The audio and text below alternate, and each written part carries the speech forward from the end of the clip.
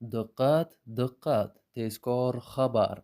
Yanvar oyi pensiyalari qachon to'lanadi? Pensiya jamg'armasi yanvar oyi pensiya to'lovlari bo'yicha fuqarolarni qiziqtirayotgan savollarga izoh berdi.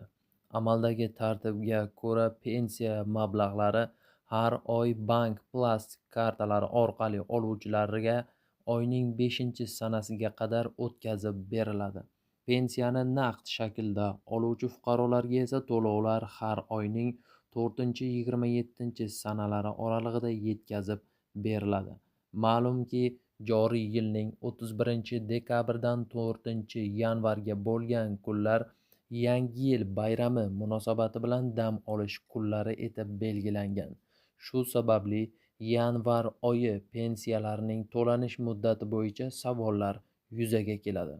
Pensiya jamg'armasining ma'lum qilishicha, pensiya to'lovlari har yili tasdiqlanadigan O'zbekiston Respublikasining davlat byudjeti to'g'risidagi qonun asosida moliyalashtiriladi.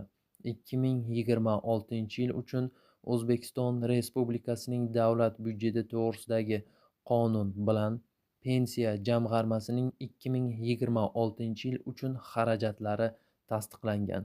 Shundan kelib chiqib, yanvar oyi uchun pensiya to'lovlari bank plastik kartalari orqali oluvchi fuqarolarga 2026-yil 5-yanvardan boshlab yuklab berilishi ma'lum qilindi.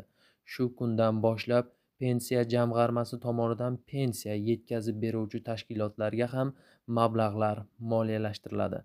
Naqd shaklda pensiya oluvchi fuqarolarga esa yanvar oyi pensiyalari 2026-yil 5-yanvardan 27-yanvargacha Xalq bankining sayyor kassalari tomonidan tasdiqlangan kundalik grafik asosida mahalla fuqarolari yig'inlari orqali yoki fuqarolarning yashash manzillariga yetkazib beriladi.